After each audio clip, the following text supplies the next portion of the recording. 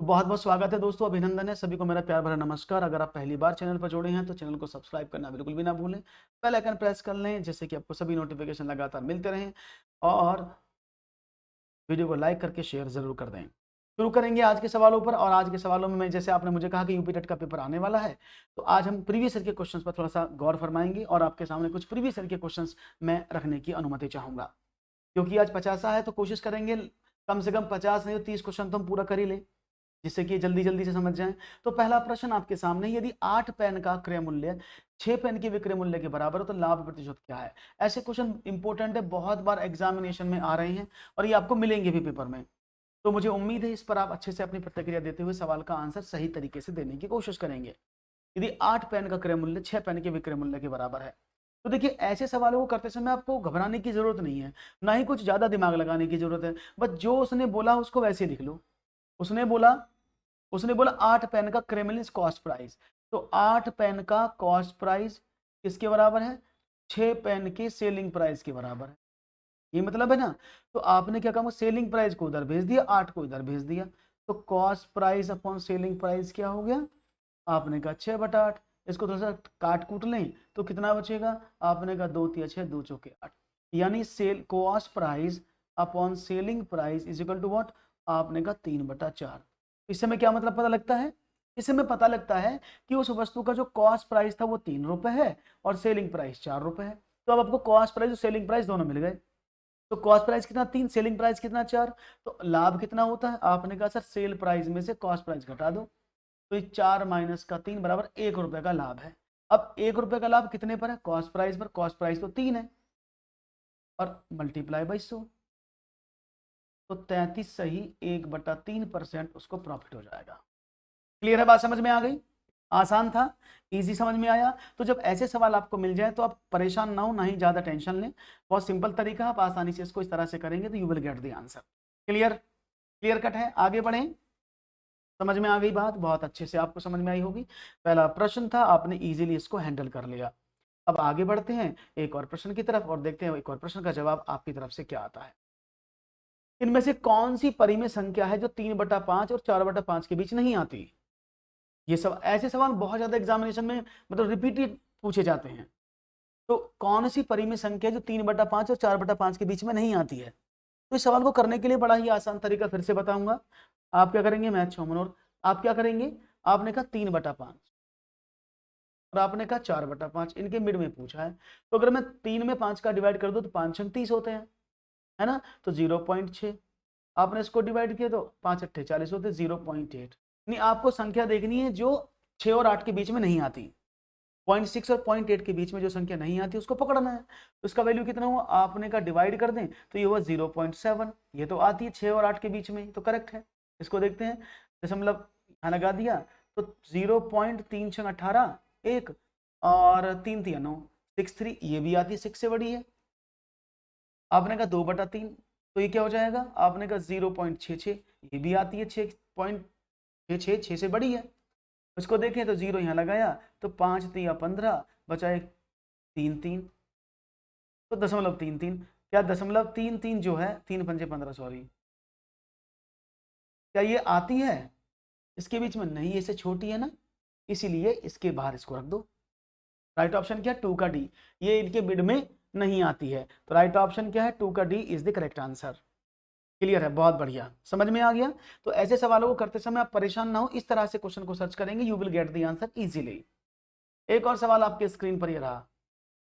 यदि 3 pen, 2 pencil और 4 रबड़ का मूल्य 92 रुपए है तथा 8 पेंसिल और 16 रबड़ का मूल्य 68 रुपए है, तब 24 पेन का मूल्य कितना होगा? हाँ, 18/30 और 24/30 के बीच में नहीं आएगा, बिल्कुल सही कहा आपने। आप ऐसे भी कर सकते हैं अखिलेश, कोई प्रॉब्लम नहीं है। अखिलेश सही कहा। आप इनका एलसीएम लेके भी कर सकते हैं, 30 अगर एलसीएम लेंगे then you can do it. Okay, let's see what will be the right answer.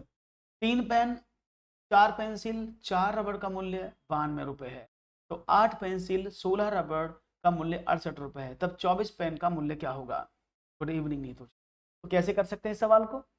Simple theory. 3 pen, तो मैंने लिखा 3 पेन प्लस 2 पेंसिल, इसको मैं पीसी लिख देता हूँ, प्लस 4 रबड़ का मूल्य 92 रुपए है। ओके, उसने कहा और 8 पेंसिल और 16 रबड़ का मूल्य 68 रुपये है। तो मैं एलिमिनेशन मेथड लगाता हूं, मैं दो संख्याओं को बराबर कर लेता हूं। आपने कहा बराबर कर लो। अगर मैं बराबर करूंगा तो अगर मैं इसमें 4 की गुणा कर दूं ऊपर वाले में, तो 4 दूनी 8 पेंसिल हो जाएंगी। तो मैंने 4 की मल्टीप्लाई ऊपर कर दी, तो 12p प्लस 8 पेंसिल प्लस 16 रबड़ बराबर 4 दूनी 8 और 9 चौक 36। नीचे क्या था, 8 पेंसिल प्लस 16 रबड़ बराबर 68 रुपये। आपने इसको घटा दिया आपस में, ये दोनों कट गए।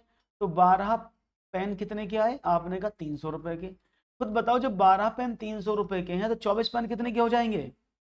जब 12 पेन 300 रुपए के हैं तो 24 पेन कितने के, आपने कहा डबल के हो गए, दैट इज 600 रुपए।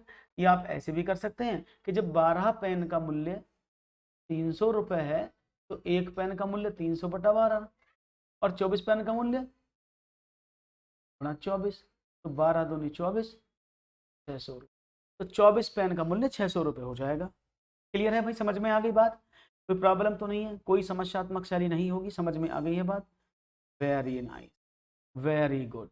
तो भाई बहुत अच्छे से आप सवाल समझ रहे हैं और इसी तरह से सवालों को समझते रहिए और आगे बढ़ते रहिए।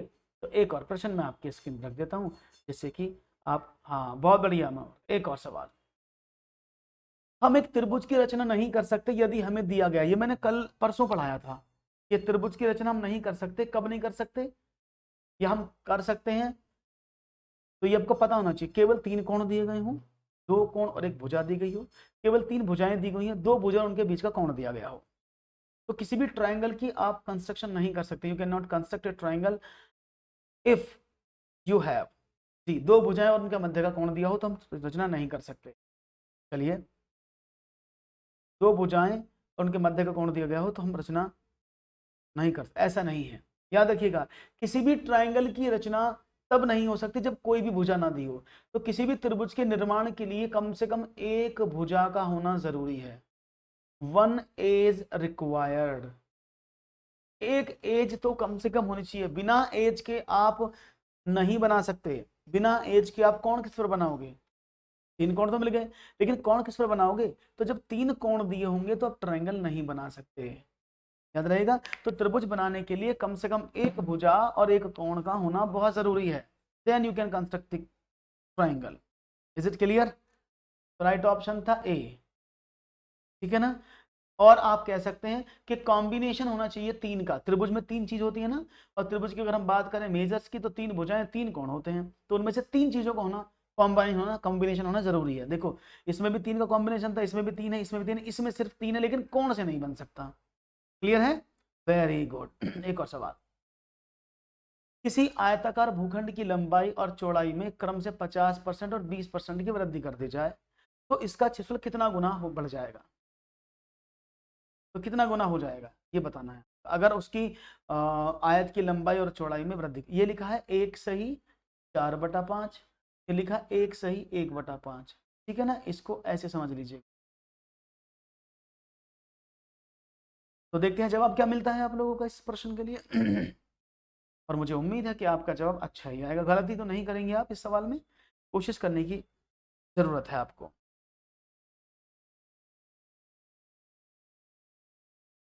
समझ गए, वेरी गुड। तो देखो आपको मैंने बताया हुआ है, जब भी आप किसी आयताकार, वर्गाकार, घनाभ या घन या बेलन में इस तरह का देखते हैं कि उसमें कोई चीज बढ़ रही है, कम हो रही है, तो सिंपल इफेक्टिव परसेंटेज का यूज करते हैं, है ना। और इफेक्टिव परसेंटेज क्या होती है, that is A plus B plus A B by 100 होता है, ठीक है ना। अब ए क्या है, अगर जो चीज बढ़ाई गई है या जो चीज कम की गई है, तो बढ़ाई गई है तो अगर हम बात करें तो दोनों बार वृद्धि की गई है, तो वृद्धि का मतलब क्या है, दोनों बार इंक्रीमेंट है। तो 50 प्लस 20 प्लस 50 गुणा 20/, 50 20 70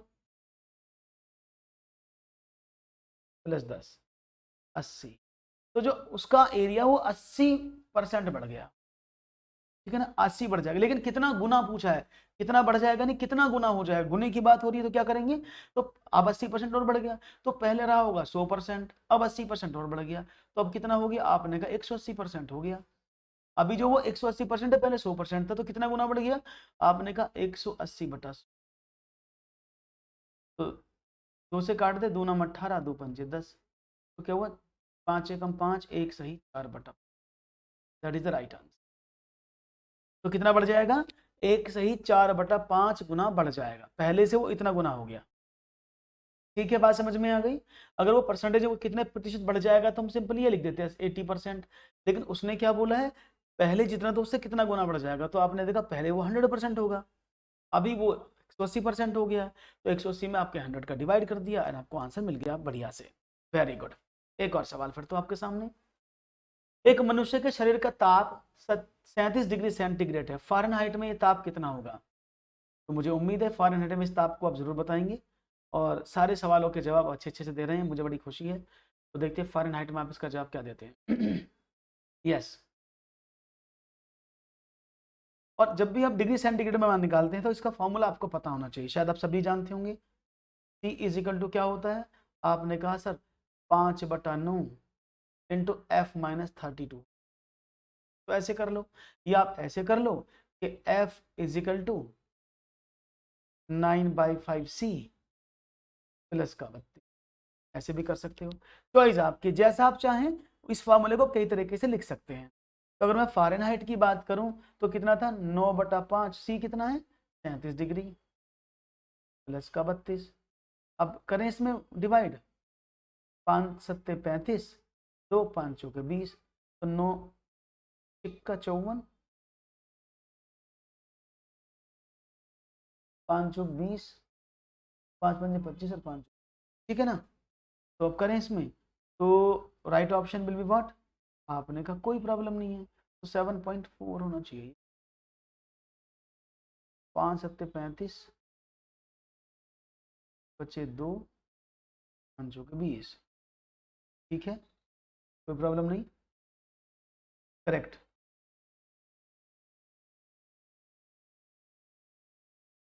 और 5 चौके 20, क्लियर है? कर दे मल्टीप्लाई, 9 चौक 36 और 9 सत्ते 63 और 3 66 प्लस 32, 98.6। ये सबको पता भी है, ये सबको पता भी है कि हमारा जो शरीर का तापमान होता है वो सेंटीग्रेड में नहीं मापा जाता, वो फ़ारेनहाइट में मापा जाता है।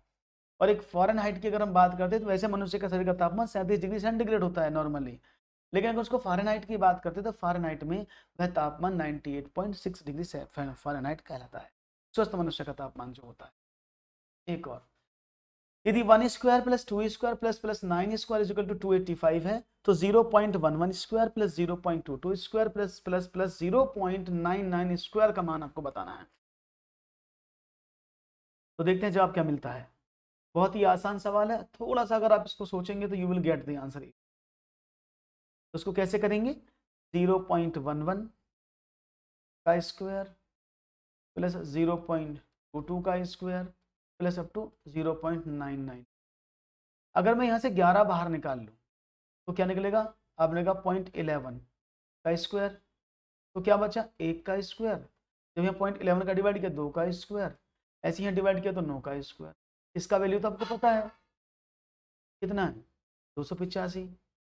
तो 0.11 का स्क्वायर इज मल्टीप्लाई बाय 285, या आप कह दें कि 0.0121 multiply by 285, that is what?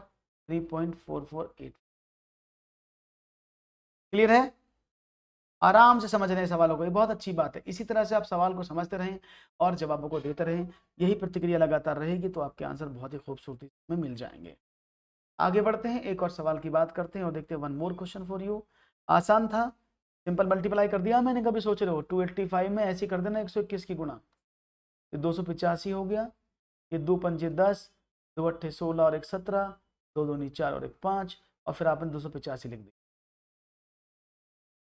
बस ऐसे जोड़ दी। 5 8 7 2 और 5 14, 8 5 13 14, 2 और 1। क्लियर है? Very good. एक और प्रश्न। एक राशि साधारण ब्याज पर 10 वर्षों में 2 गुनी हो जाती है, कितने वर्षों में राशि उसी ब्याज दर से 3 गुनी हो जाएगी? एक राशि है, साधारण ब्याज पर 10 वर्षों में 2 गुनी हो जाती है। कितने वर्षों में यह राशि उसी ब्याज दर से 3 गुनी हो जाएगी, आपको बताना है। ए 20 वर्ष, बी 30 वर्ष, सी 25 वर्ष और डी 15 वर्ष। तो बड़ा सिंपल सवाल है। आप इसको अगर मेथड से करेंगे या आप इसको बेसिक तरीके से करने की कोशिश करेंगे तो आपको समय जरूर लगेगा, क्योंकि आप सवाल को कैसे निकालेंगे बता देता हूँ कैसे निकालते हैं। अगर आप बेसिकली करेंगे तो आप मानेंगे कि माना ब्याज की दर ₹r है, परसेंट है और धनराशि x है, तो आप उसको ऐसे करने की कोशिश करेंगे। लेकिन हम इसको ऐसे नहीं करेंगे। हमने क्या देखा कि उसने कुछ पैसे दिए, हमने माना उसने 100% रुपए दिए होंगे, जो भी उसका धन होगा वो 100% रहा होगा। ये 100 रुपये मान लिया, वो कितने हो गए, 200 रुपये बन गए, दुगनी हो जाती है, वो 200 रुपये बन गए। कितने दिनों, वर्ष में, 10 वर्ष में। तो ब्याज कितना मिला, आपने कहा इन दोनों का डिफरेंस, भाई ये ब्याज मूलधन हो गया, ये मूलधन हो गया, तो 100% आपको ब्याज मिला। यानी हर 10 साल में आपको 100% ब्याज मिलता है। हाँ बिल्कुल होगा, नहीं तो देखो, तो हमें क्या मिला, हमें 10 सालों में 100% ब्याज मिला। और साधारण ब्याज की प्रॉपर्टी क्या कहती है कि साधारण ब्याज प्रत्येक वर्ष बराबर रहता है, यानी हर वर्ष वो इक्वल चलता है। जैसे 10 सालों में 100% ब्याज मिला तो अगले 10 सालों में भी उसे 100% ब्याज मिलेगा, तो कितना हो जाएगा, 300। वो कही तो आया 3 गुनी कर दो, आंसर।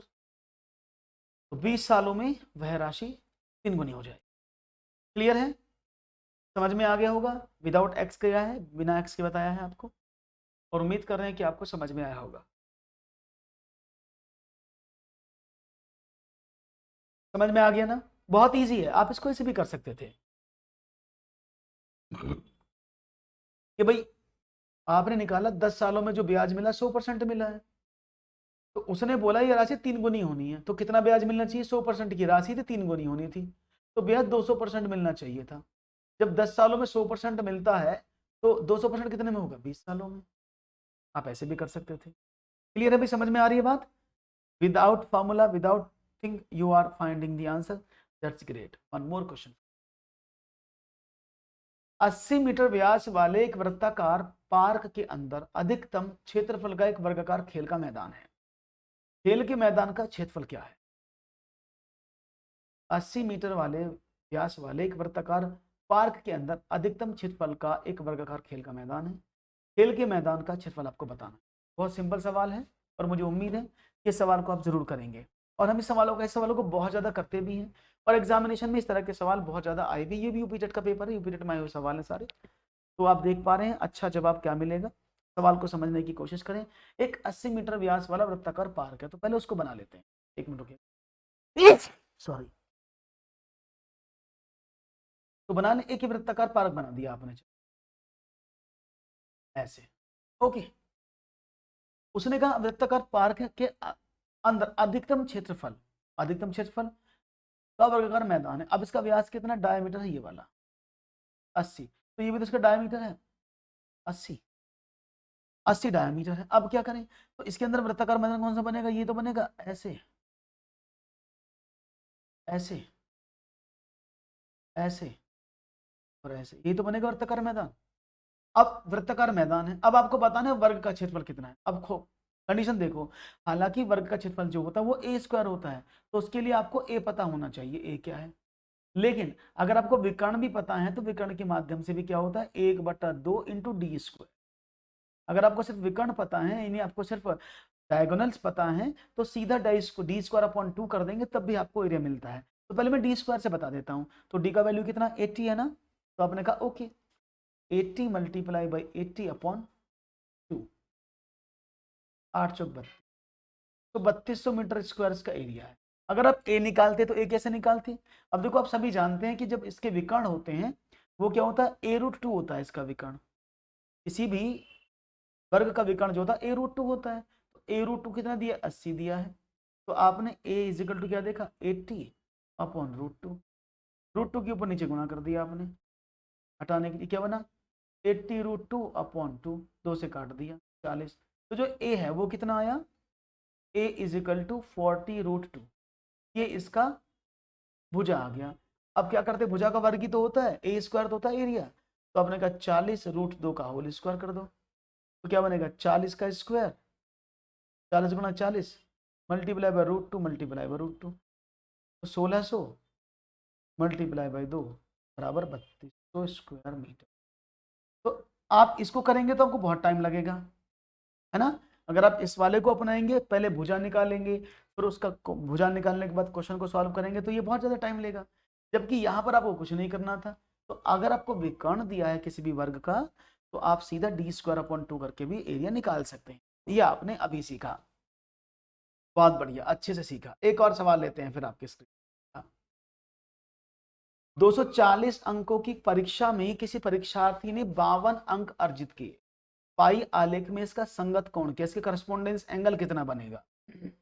और आप सभी जानते हैं कि हम पाई की बात कर रहे हैं। पाई चार्ट तो जानते हैं ना, एक ऐसा चार्ट जिसमें आप इस तरह से किसी भी चीजों का प्रदर्शन दिखाते हैं, उसको पाई चार्ट बोलते हैं।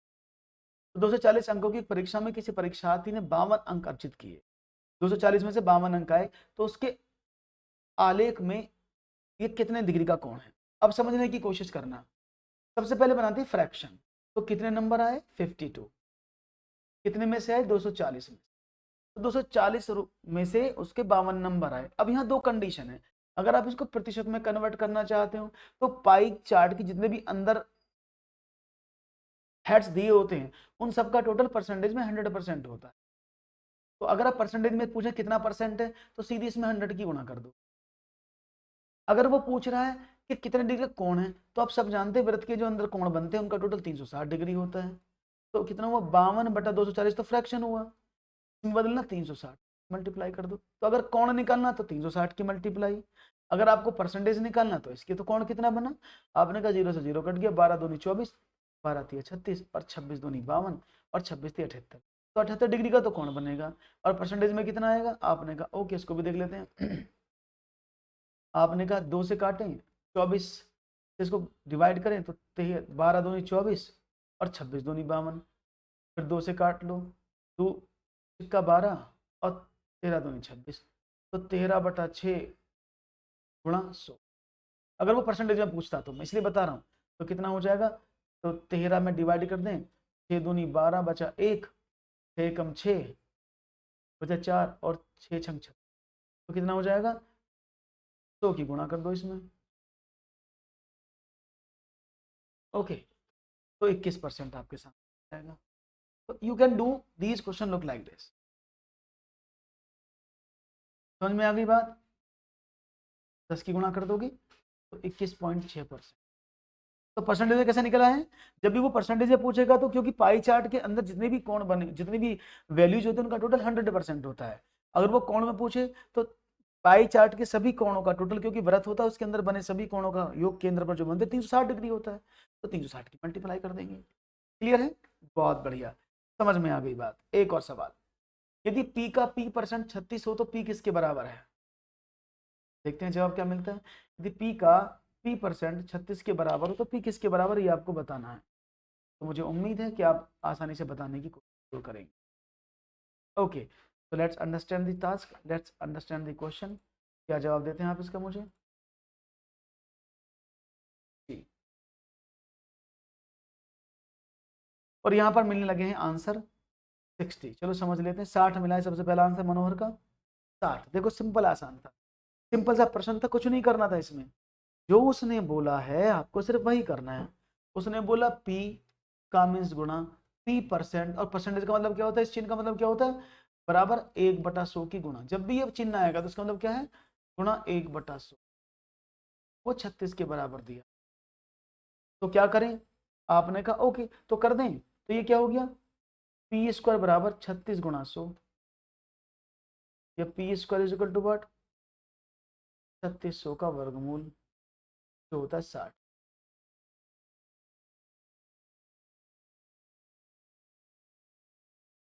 Thank you Neetu ji. Is it clear, बात समझ में आई, कोई प्रॉब्लम तो नहीं है, इजी है, बहुत बढ़िया। तो एक और सवाल लेते हैं फिर आपकी स्क्रीन पर। क्वेश्चन है 2352 बराबर 2 to the power x, 3 to the power और 7 टू दी पावर z है। तो आपको x plus y plus z का मान बताना है। सवाल देखने में बड़ा आसान है, इसको आसानी से कर भी सकते हो, लेकिन करे कैसे, क्योंकि यहाँ तो सवाल ऐसे लिखा है। तो ऐसे सवाल जब मिल जाते हैं तो ये किसी के बराबर है ना, तो हम सबसे पहले इसको 2, 3 और 7 में दिया। इसका मतलब क्या है, ये 2, 3, 7 के टर्म में हमारे पास होना चाहिए। तो हमने क्या काम किया, हमने इसके फैक्टर किए। देख किसके कितने फैक्टर हैं, 2 3 5 2। चलो काटते हैं इसको, देखते हैं क्या आता है। 2 से डिवाइड करें तो 2 एकम 2, 2 छिक्का 12, 2 सत्ते 14 और 2 छिक्का 12। फिर 2 से काटें, 2 अट्ठे 16, 2 तिया 6, 2 अट्ठे 16। फिर 2 से काटें, 2 चौके 8, 2 एकम 2। कुछ गड़बड़ हो रही है क्या? 2 एकम 2। मेरा दिमाग खराब हो, 1 मिनट रुकिएगा, वेट मिनट, कैसे क्या हो गया? क्या भाई सिम सिम, 1 मिनट रुकिएगा, मैंने गलत लिख दिया थोड़ा सा। 2 3 5 तो फैक्टर करें तो क्या होगा? 2 एकम 2, 2 एकम 2 बच्चा 1 15, 2 सत्ते 14, 2 छिक्का 12। फिर 2 से काटा, 2 पंजे 10 बच्चा 1 17, 2 अट्ठे 16 और 2 अट्ठे 16। फिर 2 से काटे, 2 दूनी 4, 2 नाम 18 और 2 चौके 8। फिर 2 से काटें, 2 एकम 2, 2 चौके 8 और 2 सत्ते 14। ठीक है भैया, तो प्रॉब्लम तो नहीं है? आप ठीक है ना? हाँ ओके। अब क्या करें, अब इसको 7 चल गया, 3 से काट दें तो कितने से कटेगा? आपने कहा 3 चौके 12, 3 नाम 27। फिर अब 3 से तो कटेगा नहीं, 7 से कटेगा, 7 सत्ते 49 और 7 से काट तो 1। तो इसके फैक्टर क्या बने? इसके फैक्टर बने इस वाले के कितने? 2 multiply by 2 multiply by 2 multiply by 2 multiply by 3 multiply by 7 multiply by 7। और ये किसके बराबर है? 2 to the power x multiply by 3 to the power y multiply by 7 power z। इसके पावर देखिए कि वो 2 की पावर 4, 3 की पावर 1 और 7 की पावर 2 बराबर 2 to the power x multiply by 3 to the power y multiply by 7 to the power z। तो अगर इसको कंपैरिजन करें 2 की पावर x से, तो x बराबर कितना आया 4, y बराबर कितना आया 1 और z बराबर कितना आया 2। सबको जोड़ दो तो क्या करें? 4 प्लस 1 प्लस 2 बराबर 7, क्योंकि उसने ये तो पूछा है कि x plus y plus z क्या होगा, मैंने सबको जोड़ दिया, यू विल गेट 7। आसान है, कोई प्रॉब्लम तो नहीं किसी भी भाई को, किसी भी दोस्त को?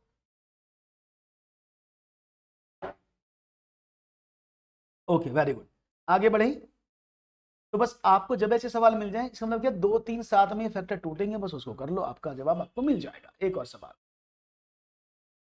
100 के समभाजकों की संख्या कितनी है?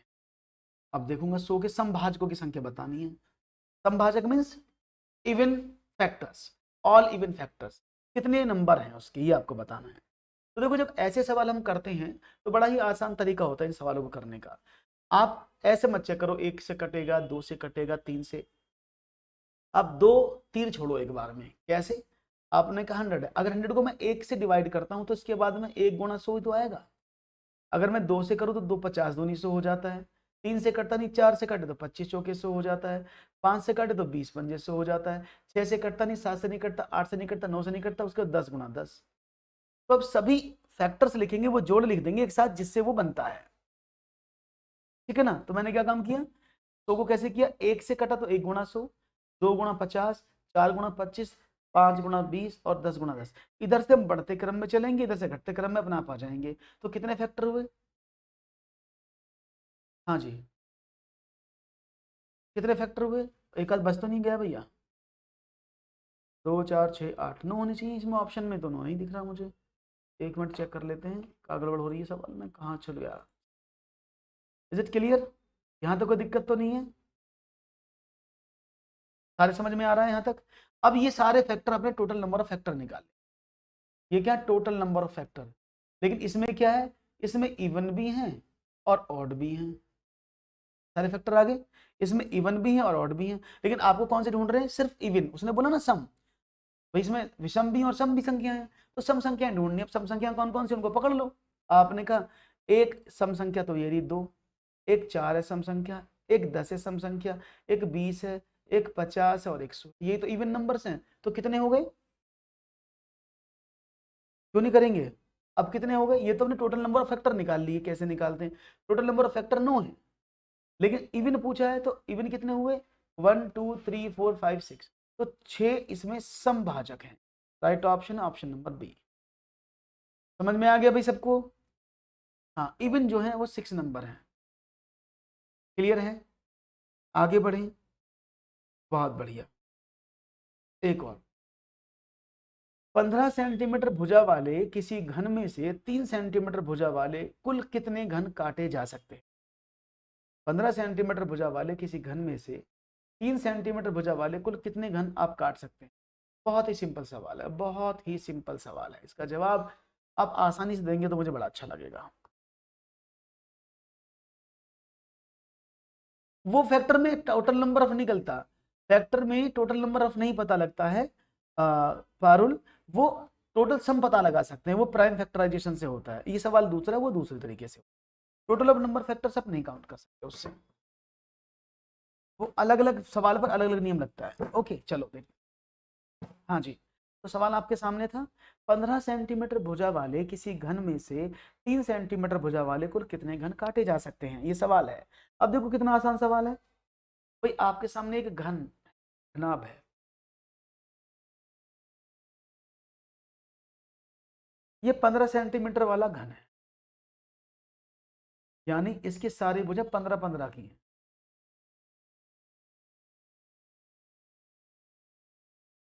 है कि नहीं? सारी भुजा 15-15 की दी हुई है, कोई प्रॉब्लम नहीं है। अगर मैं इसमें छोटी भुजा उसकी 3 सेंटीमीटर की है, अगर मैं इसके वॉल्यूम में इस एक डब्बे का छोटे घन का वॉल्यूम का डिवाइड कर दूं तो नंबर ऑफ क्यूब्स पता लग जाएंगे ना, आपने वही किया। और क्यूब क्या होता है किसी भी घन का, वो होता है ए क्यूब। तो इसका कितना हो जाएगा, 15 सेंटीमीटर था, तो क्या करें, आपने कहा 15 मल्टीप्लाई बाई 15 मल्टीप्लाई 15, तो ऊपर वाले का क्यूब, नीचे वाले का क्या हो गया, आपने कहा 3 मल्टीप्लाई बाय 3 मल्टीप्लाई बाय 3, नीचे वाले का क्यूब। अब क्या करें, देखो, 3 पंजे 15, 3 पंजे 15 और 3 पंजे 15, तो 5 पंजे 25 पंजे 125, राइट आंसर। 125 घन काटे जा सकते हैं। तो प्रॉब्लम, मुझे तो लगता नहीं कोई प्रॉब्लम होनी चाहिए, और कोई भी प्रॉब्लम होनी भी नहीं चाहिए, क्योंकि क्वेश्चन आसान है, तो आपको यहाँ पर समस्यात्मक शैली में नहीं जीना है। एक और सवाल लेते हैं आपके सामने और देखते हैं एक और सवाल क्या कहता है। 3 की पावर 1989 में 7 से भाग देने पर शेषफल क्या रहेगा?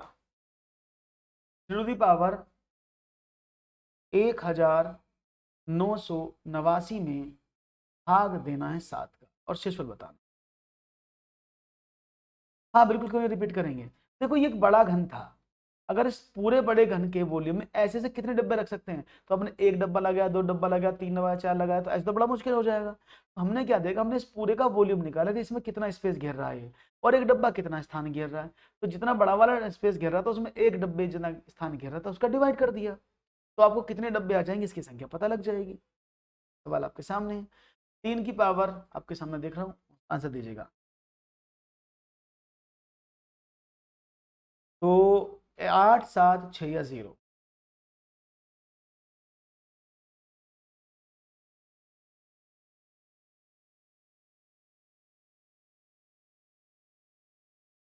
Take your time.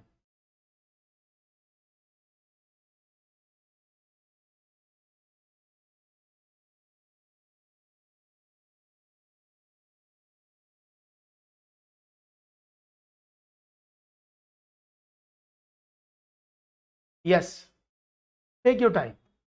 0 आंसर मिल रहा है मुझे सबकी तरफ से 0। क्वेश्चन आसान है, करने की कोशिश करो, आप आसानी से कर लेंगे। इसको बोलते हैं रिमाइंडर थ्योरम। क्या बोलते हैं इसको, रिमाइंडर थ्योरम, ठीक है। तो यहाँ पर ए बी सी डी के रूप में जवाब मिलना, चलो देख लेते हैं कैसे करते हैं। रिमाइंडर थ्योरम का रूल पता है ना कैसे करते हैं।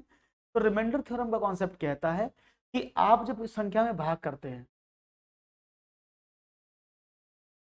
ऐसे, तो अब इस संख्या में भाग करना तो बड़ा मुश्किल है, तो हम क्या करते हैं, हम ऊपर वाली संख्या में से ऐसा पोर्शन बाहर निकालने की या कॉमन लेने की कोशिश करते हैं जिससे नीचे वाली संख्या से भाग करने पर या तो प्लस का एक या माइनस का एक रिमाइंडर मिल जाए। यानी इसके पहाड़ा पड़ते समय वो संख्या या तो इससे एक कम हो या ज्यादा हो। तो मैंने देखा 3 की गुणा अगर मैं 3 बार कर दूं 27 होता है, और 7 का डिवाइड कर 7 चौका 28, यानी 28 इसके पास में एक कम है ना। तो हम क्या करते हैं, या तो प्लस का रिमाइंडर या माइनस का रिमाइंडर निकालते हैं। तो अगर मैं 3 की पावर 3 इसमें से कॉमन निकालता हूं तो ऊपर क्या बचेगा, आपने कहा 3 चंगा 18, 3 चंगा 18, 3 3 तो लिख सकते हैं ऐसे 27 की पावर 663/7। अब 7 का डिवाइड कर दे, 7 चौक 28, 28 चूंकि 27 से ज्यादा है, कितना एक ज्यादा है ना, तो माइनस का एक शेष बचा, 663/7। और आप सभी जानते हैं -1 की पावर ऑड नंबर है। अगर आप किसी माइनस की पावर ऑड नंबर करते हो तो हमेशा आंसर नेगेटिव मिलता है, और -1 की पावर ऑड नंबर करते हो, इवन नंबर करते हो, तो आंसर हमेशा प्लस मिलता है। तो इसका मतलब क्या हुआ, ये तो ऑड ही है, तो क्या हुआ -1/7। और मैंने आपको बहुत बार बताया है कि -1 कभी भी रिमाइंडर नहीं होता है। -1 और can not be the remainder, वो हमेशा प्लस होता है। तो प्लस कैसे बनाए, तो 7 - 1 = 6, राइट आंसर। तो आप लोगों ने बहुत गलत किया है, सवाल आसान था, सवाल का आंसर सी था, बी नहीं था। तो आप इस सवाल को बड़े ध्यान पूर्वक समझने की कोशिश करें। देन हाँ 6 ही आएगा, प्रगति आपने एकदम सही कहा है। तो राइट ऑप्शन 6 है। तो ऐसे सवाल भी आपको, ये आया हुआ सवाल है यूपी टेट में 2018 में, तो आप चिंता ना करें, ये सवाल इस तरह के आपको एग्जामिनेशन मिलेंगे। तो please be focus on the question and try to understand how we are performing the question, how we are conducting these questions easily. Okay, बढ़िया। हाँ लेस करके होगा, क्योंकि -1 बचा है ना, तो -1 का रिमाइंडर नहीं होता है। अगर यहाँ 1 बचता या प्लस में कोई भी संख्या बचती तो वही उसका शेष हो जाता। अभी समझ में आगे कैसे करना है आगे प्रगति। ओके, एक और सवाल लेते हैं। एक बहुभुज के अंतः कोणों का योग 2160 है, बहुभुज की भुजाओं की संख्या क्या है। देखते हैं जवाब क्या मिलता है। एक बहुभुज के अंतः कोणों का योग 2160 है, बहुभुज की भुजाओं की संख्या आपको बतानी है। तो देखते हैं जवाब क्या मिलता है, 14, 12, 13 या 15। तो पहले समझ लो बहुभुज के अंतः कोणों का योग क्या होता है, ये मैंने आपको पहले भी बताया है। किसी भी बहुभुज यानी पॉलीगन के जो इंटरनल एंगल्स होते हैं या इंटीरियर एंगल्स होते हैं, उनका योग क्या होता है, n-2 × 180, ये होता है। वो योग है 2160। मैंने देखा ये मेरी तरफ से योग था, ये इसकी तरफ से, कोई नहीं है।